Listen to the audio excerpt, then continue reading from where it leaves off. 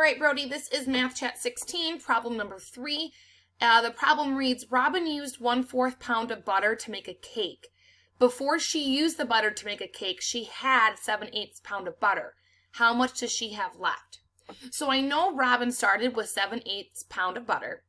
She used 1/4 of a pound. Now we have to figure out how much she has left.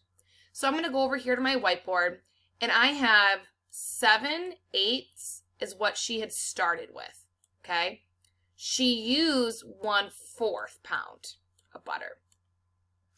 I want to know how much she had left. So I'm going to take what she had to start with and subtract what she used.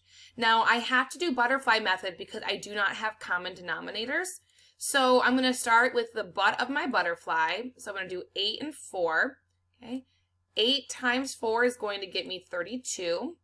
So 32, 32. And then the second part of my butterfly method is to always do the left wing first. Okay, so 7 times 4 is going to get me 28. Okay, then my right wing, 8 times 1, I'm going to get 8.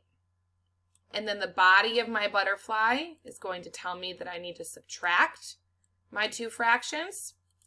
Now that I have common denominators of 32, I can bring over that common denominator like this, okay? 28 minus 8 is going to get me just 20. So this is how much butter Robin had left, but I actually can reduce that problem, or reduce that fraction. I can simplify it. Something that goes into 20 can also go into 32.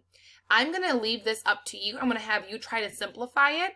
Okay, so again, our non-simplified answer is 20 over 32. I would like you to try to simplify that for me. Go ahead, post your answer, and turn it in when you're done.